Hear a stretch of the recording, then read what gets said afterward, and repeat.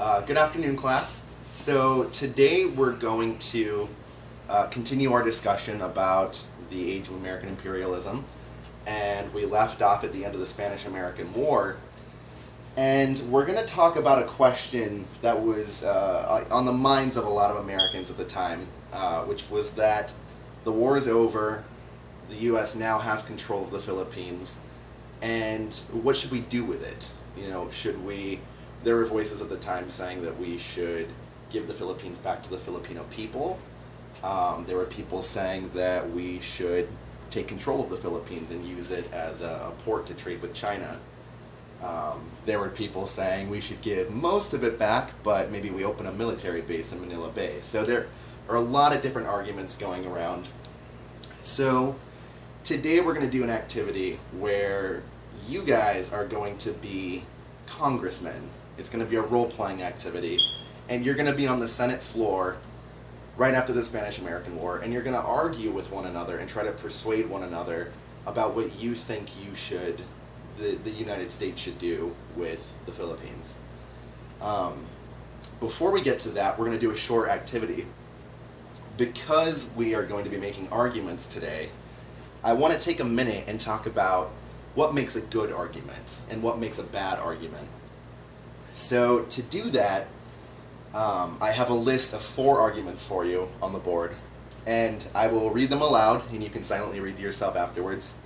But I want you to take a second after I've read the arguments and just get with a partner and have a brief discussion about why these arguments are bad. Why am I saying these arguments are bad? So number 1. John says that you shouldn't smoke cigarettes because smoking is bad for you. But John smokes cigarettes, so you shouldn't listen to a word he says. Number 2. Hip-hop is either your favorite genre of music or your least favorite. Sarah says hip-hop isn't her favorite genre of music, so she must hate it. Number 3. Statistics show that students with nicely landscaped front yards tend to get higher grades. Therefore, if you want a higher grade, you should mow your lawn. And number 4. Teenagers don't know anything about history.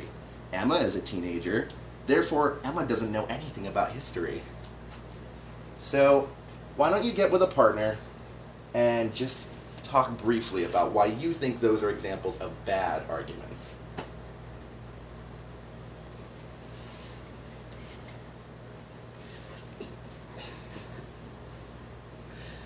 Alright, good job, class. What were some ideas that you had? Let's start with number 1. John says that you shouldn't smoke cigarettes because smoking is bad for you. But John smokes cigarettes, so you shouldn't listen to a word he says. Who has an idea of why that's a bad argument? Kara. Just because John does something that's bad for him doesn't mean that he doesn't know that the thing is bad. So he can still tell other people it's bad for them, even if he does it himself. Good, right. John may smoke, but that doesn't make what he's saying any more or less true, right? Yeah. Very well put, Kara. Good. Let's move on to number 2. Hip-hop is either your favorite genre of music or your least favorite. Sarah says hip-hop isn't her favorite genre of music, so she must hate it. What about that one? Ideas? That one confuses me. Raise your hand, please. Kara. That one confuses me because in the beginning it's saying that it has to be your favorite or your least favorite. So it seems like if it's not her favorite, it still has to be your least favorite. So it's like you established in the beginning that it's one or the other, so I don't understand how that one can be bad. Okay. So you're saying that because we've already said that hip-hop is either your favorite genre or your least favorite genre, that because hip-hop isn't Sarah's favorite, it makes sense that it has to be her least favorite. Based on the beginning of it. Okay.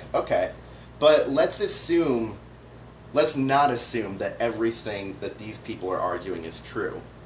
Because a lot of the time, when people are making arguments, especially when congressmen are making arguments, a lot of the time, the things they're saying might not be true. They lied to us? Yeah. So let's not assume that this is true. What's wrong with the first statement? Hip hop is either your favorite genre of music or your least favorite. It's neither my favorite or my least favorite. I like Right. it some better than some things, but not as much as others. Right. Good. Yeah, this is a hard one. This is a very common rhetorical tool used by people to sort of trick you into thinking that you have to choose one option or another, when really, in reality, multiple options might exist. Now, we all know hip-hop doesn't have to be your favorite or your least favorite.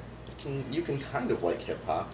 You can really like hip-hop, but still love rock and roll more, right? So, the problem with this argument, this is a bad argument because it ignores all the other possibilities that exist. Alright, let's try number 3. Statistics show that students with nicely landscaped front yards tend to get higher grades. Therefore, if you want a higher grade, you should mow your lawn. What do you guys think about that? Kara.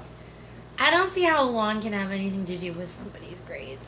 I think it's probably something else where they happen to have good lawns and then maybe also happen to have good grades.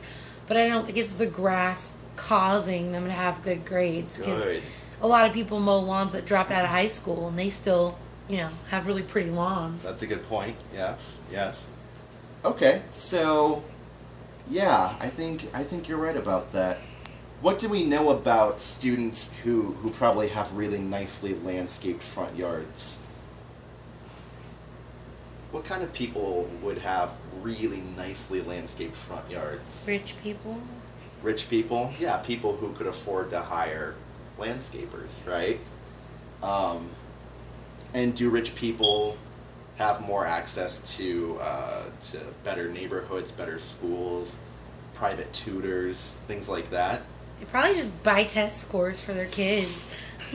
Yeah, we know students who come from wealthier families tend to get higher grades. So, so with this, what is this person trying to do by saying you should mow your lawn to get better grades?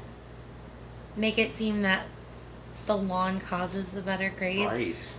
When it's completely outside factor. Those kids probably just have tutors. Exactly right. So he's trying to make it seem like these two cause each other, when really, maybe they're just linked to something else that causes both of them. Right? Good. And the last argument. Teenagers don't know anything about history.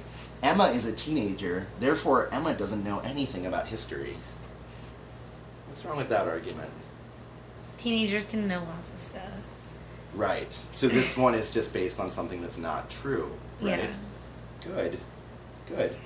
All right, so I want to go through these one more time, and this time I want us to make a list of lessons that we can learn from these arguments when we're forming our own arguments. Okay, does that make sense? Yeah. So let's go back to the first one. John says that you shouldn't smoke cigarettes because smoking is bad for you. But John smokes cigarettes, so you shouldn't listen to a word he says.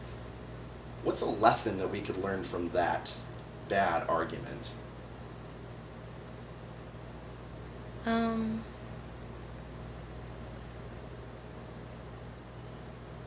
I guess just to focus more on the issues than who's talking about the issues. Sure, yeah. Right, yeah. A lot of the time when you hear politicians speak, they'll attack the personal character of another politician, right? But that doesn't really change facts. It doesn't matter if John's a smoker. It doesn't change the fact that cigarettes are bad for you. Good. So yeah, I think that's good. Number 2, hip-hop is either your favorite genre of music or your least favorite genre. Sarah says hip-hop isn't her favorite genre of music, so she must hate it. It's a lesson we could learn from that. That it's kind of lying to only point out two extreme possibilities. That you have to show what's in the middle, otherwise you're misleading people. Good. Okay, so we don't want to mislead people. We want to be honest about all the possibilities, all the options. Good. I think that's a great lesson we could take away from that. Number 3.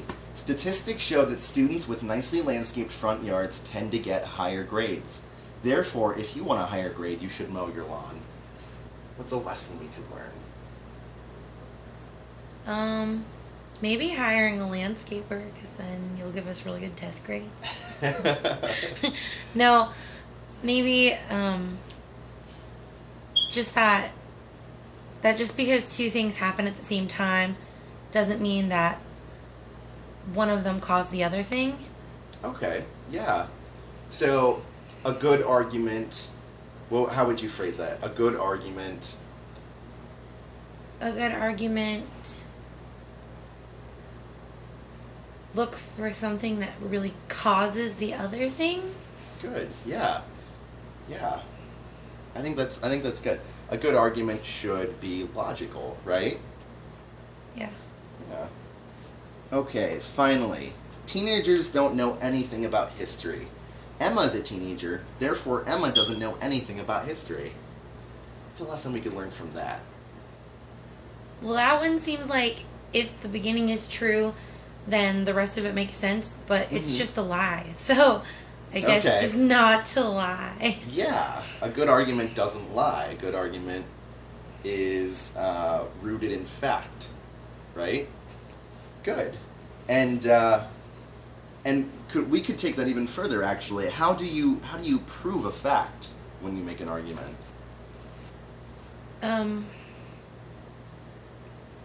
What do you need to show people? I guess just fact? Research. Research, yeah, evidence, right? Good. So a good argument is rooted in fact and based on evidence. All right. So I think we understand why these are bad arguments. Let's take the lessons that we've learned from these and let's try to apply it to what we're going to be doing today. You are going to be given a point of view, whether you would want the Philippines to be controlled by the United States or be given back to the Filipino people.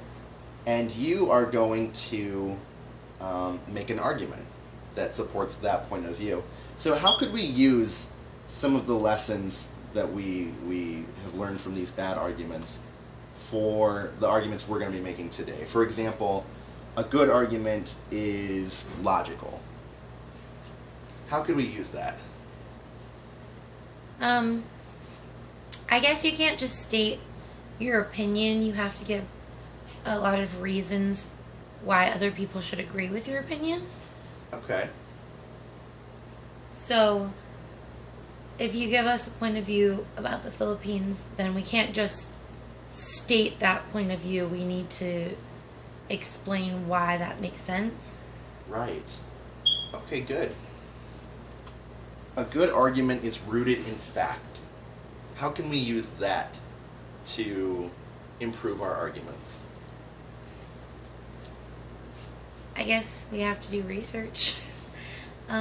We have to look back on what we've already talked about and explain.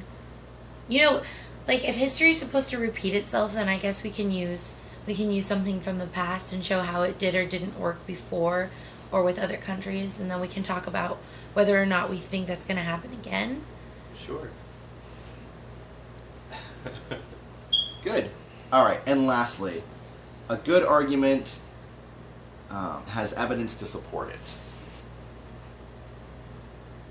I think that's kind of the same as the last one, except for it's kind of like combining both of the first two. So we have to show that the argument makes sense in the beginning, and then we have to show that we have facts to back it up, but then we really have to show the relationship between the argument and the facts. We have to show that the facts really do make sense to the argument. Good. All right, well, I think you guys got it. Have a good grasp, so we'll get started with our activity for the day. Any questions? No.